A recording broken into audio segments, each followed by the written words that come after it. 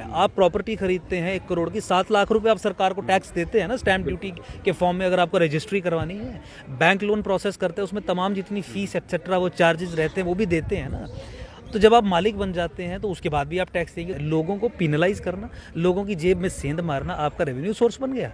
आप गाड़ी खरीदते हैं, टैक्स देते हैं, जीएसटी स्टेट का अलग, सेंटर का अलग। फिर आप गाड़ी आरटीओ ऑफिस लेके जाते हैं, वहाँ पे आप रोड टैक्स देते हैं। फिर जब आप रोड पे चलते हैं तो डीजल और पेट्रोल के माध्यम से रोड डेवलपमेंट के लिए 8 रुपये प्रति लीटर देते हैं।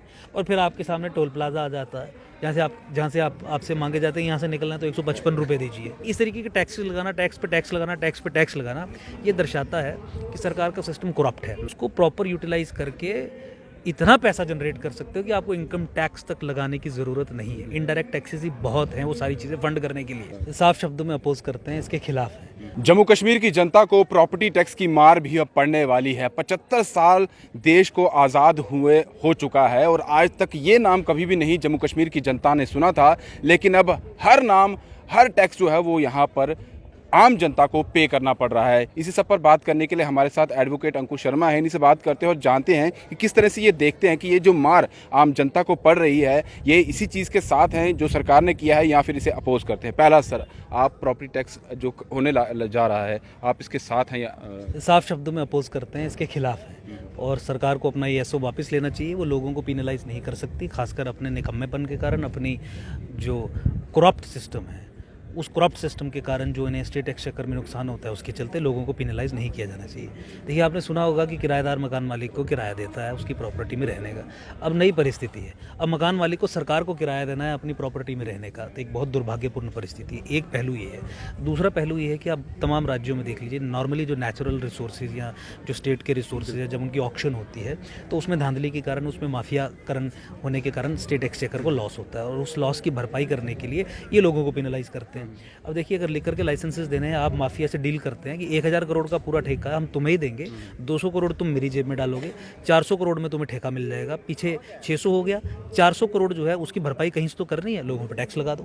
अच्छा, दूसरा आप देख लीजिए, आप अपने चहेतों को लोन्स देंगे, आपको पता है कि ये लोन लेने का हकदार नहीं है, एलिजिबिलिटी कंडीशन मीटअप नहीं करता, आप 1000 करोड़ रुपये दे देंगे और वो एनपीए हो जाएगा, 1000 करोड़ डूब जाएगा, आपका व्यक्ति यहाँ देश छोड़ के चला जाएगा, या चलो आप उसको दिखाने के लिए सलाखों के पीछे भी अगर आप करते एटसेट्रा, तो वहाँ से भी सरकारी स्टेट एक्सचेकर को नुकसान होगा। इसलिए आप ये टैक्सेशन रिजीम अनलीश करेंगे। ये टैक्स से देखिए, इस तरीके के टैक्स लगाना, टैक्स पे टैक्स लगाना, टैक्स पे टैक्स लगाना, ये दर्शाता है कि सरकार का सिस्टम करप्ट है। क्योंकि आप अपने नेचुरल रिसोर्सेज और जो स्टेट के डिस्पोजल पे जितने भी स्टेट लार्जेस्ट है उसको प्रॉपर यूटिलाइज करके इतना पैसा जनरेट कर सकते हो कि आपको इनकम टैक्स तक लगाने की ज़रूरत नहीं है। इनडायरेक्ट टैक्सेस ही बहुत हैं वो सारी चीज़ें फंड करने के लिए। ये आप समझ रहे हैं, ये आपकी समझ में आ रहा है, लेकिन ऊपर अथॉरिटी की बात की, एडमिनिस्ट्रेशन की बात किया, सरकार ऊपर की अथॉरिटीज़ ही ये डील करती हैं कि 1000 करोड़ के ठेके में अगर 1000 करोड़ सरकारी खजाने में आना है तो हम माफियाकरण करेंगे, 200 करोड़ मुझे दो, 1000 करोड़ का ठेका तुम 400 में लो, 600 हो गया, तुम्हें 400 करोड़ बचा, और जो 400 करोड़ का नुकसान सरकारी खजाने को हुआ है क्योंकि सरकार भी चलानी है, लोगों पर टैक्स लगा। आप बहुत बड़े बड़े इल्ज़ाम लगा रहे हैं। हाँ बिल्कुल, मैं बिल्कुल साफ तौर पे लगा रहा हूँ। जहाँ पे भी रिग्रेसिव टैक्सेशन रजीम्स हैं उसके पीछे के कारण यही है। और आपने देखा अब तमाम पब्लिक डोमेन में ये सब चीज़ें, और कोई भी सरकार हो, आप किसी भी राज्य, किसी भी यूटी में देखिए, ये इस तरीके के माफियाकरण के कारण ही सरकार को अपने जो सोर्सेज ऑफ रेवेन्यू हैं वो टैक्स लगा के उसमें भरपाई करनी पड़ती है। तो अदरवाइज जम्मू कश्मीर में जो इतना रिसोर्स रिच है, टूरिज्म का इतना पोटेंशियल, अब लिथियम भी यहाँ पर डिस्कवर हुआ है,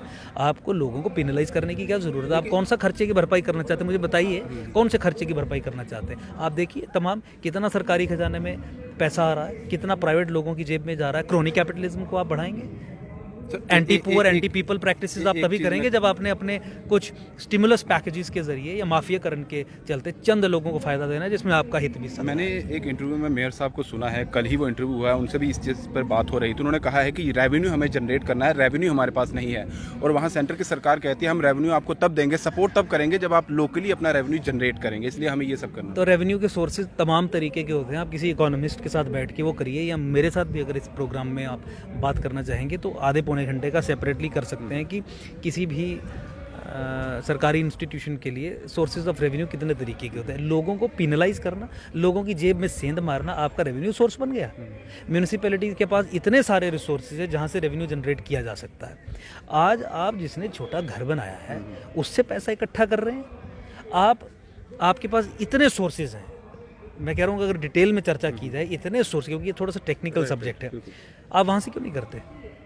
और माफियाकरण के चलते जो नुकसान आप झेलते हैं उसकी भरपाई अगर आप हमारी जेब से करेंगे तो इसका पुरजोर तरीके से विरोध होगा। एक और बात सामने आई है, उनकी जो एडमिनिस्ट्रेशन की तरफ से कहा जा रहा है, वो कह रहे हैं कि बाकी राज्यों में जहाँ पे भी प्रॉपर्टी टैक्स है एज कम्पेयर टू वहाँ जम्मू कश्मीर में सबसे कम प्रॉपर्टी तो हम तो इस आइडिया के ही खिलाफ है ना कि लोगों को पिनलाइज करना है। भाई आप कह रहे हैं कि वहाँ पे व्यक्ति 500 दे रहा है, मैं तुमसे 300 ले रहा हूँ, तो 300 ले रहे हो ना। हम तो इसकी इम्पोजिशन के खिलाफ है। आप प्रॉपर्टी खरीदते हैं 1 करोड़ की, 7 लाख रुपए आप सरकार को टैक्स देते हैं ना स्टैंप ड्यूटी के फॉर्म में, अगर आपको रजिस्ट्री करवानी है। बैंक लोन प्रोसेस करते हैं, उसमें तमाम जितनी फीस एक्सेट्रा वो चार्जेस रहते हैं वो भी देते हैं ना। तो जब आप मालिक बन जाते हैं तो उसके बाद भी आप टैक्स देंगे, तो ये टैक्स पे टैक्स, उस पे टैक्स, उस पे टैक्स वाली रेजीम होगी। जैसे टोल टैक्स का है, आप गाड़ी खरीदते हैं टैक्स देते हैं, जीएसटी स्टेट का अलग, सेंटर का अलग। फिर आप गाड़ी आरटीओ ऑफिस लेके जाते हैं, वहाँ पे आप रोड टैक्स देते हैं। फिर जब आप रोड पे चलते हैं तो डीजल और पेट्रोल के माध्यम से रोड डेवलपमेंट के लिए 8 रुपये प्रति लीटर देते हैं। और फिर आपके सामने टोल प्लाजा आ जाता है, जहाँ से आपसे मांगे जाते हैं यहाँ से निकलना है तो 155 रुपये दीजिए, वापस आना है तो इतने दीजिए। बन टोल प्लाजा देख लीजिए, ठंडी खुई देख लीजिए।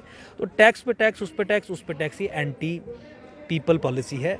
रेवेन्यू सरकार को जनरेट करना होता है, लेकिन रेवेन्यू जनरेट करने के बहुत सारे तरीके हैं और रेवेन्यू की कोई कमी नहीं है। सोर्सेज ऑफ रेवेन्यू की सरकार के पास कमी नहीं है। प्रॉब्लम क्या हो जाती है कि जब आप उन रिसोर्सेज को चंद लोगों के डिस्पोजल पर रख देते हो, क्रोनी कैपिटलिज्म जिसे कहते हैं, तो फिर आप जनता से ही रिकवरी करेंगे, तो दैट इज़ बैड। आपके सिस्टम करप्ट हैं, आपके इंस्टीट्यूशंस अनअकाउंटेबल और करप्ट हैं। आप सिस्टमेटिक और सिस्टेमिक रिफॉर्म्स उनमें लाइए ताकि जहाँ से आप पैसा जनरेट कर सकते हैं वहाँ से पूरा पैसा जनरेट हो, कोई लीकेज ना हो। उस पर काम करिए। You can not penalise people. आखिरी सवाल, आज का दिन तो काम बंद रखा गया है, बाहर की तरफ से जितने भी एडवोकेट है वो काम नहीं कर रहे हैं, ये एक दिन के लिए है। क्या आगे आपको लगता है कि आपकी बात इस तरीके से जाएगी उन तक, क्योंकि जो वो करना चाहते हैं पहले भी किया है, अब भी वो करके रखेंगे, कहीं ना कहीं उनकी मंशा यही है? देखिए, इस आगे काम बंद किया उसका क्या होगा तो बार एसोसिएशन का ये निर्णय है, वो तो ऑफिस बेरर्स इस पे बता पाएंगे, हमारा कहना ठीक भी नहीं रहेगा। लेकिन मुझे लगता है कि संघर्ष करना हमारा काम है। एकजुट जम्मू पार्टी तो लगातार anti Jammu, anti people policies के खिलाफ संघर्ष कर ही रही है। जम्मू की एम्पावरमेंट, जम्मू की लिबरेशन, उसके लिए संघर्षरत है। जम्मू को अलग राज्य बनाना, सेपरेट स्टेट बनवाना, उसके लिए संघर्षरत है। हमारे हाथ में ये कर्म करना है। तो मुझे लगता है कि इतना ही सोच के हम लगातार अपना कर्म करते जाएंगे। एकजुट जम्मू की जनता से क्या कहना चाहती है, इसको लेकर क्या करना चाहिए? एकजुट हो जाइए और इस एंटी पीपल जो इनिशिएटिव है उसका विरोध कीजिए, सरकार को मजबूर कीजिए कि ये प्रॉपर्टी टैक्स का निर्णय वापस ले। चलिए, शुक्रिया सर हमसे बात करने के लिए। तो साफ तौर पर यही कहा गया है कि जो प्रॉपर्टी टैक्स यहाँ पर लगाया जा रहा है वो नहीं होना चाहिए। इसकी खिलाफत करिए, आम जनता को भी बाहर आना होगा, क्योंकि एक बार अगर ये शुरू हो गया तो फिर ये रुकने वाला नहीं है और आम जनता को ही प्रताड़ित होना पड़ेगा आने वाले समय में भी। फिलहाल दीजिए इजाजत। ब्रिजेश अवतार के साथ Rahul Singh, the state central के लिए। नमस्कार।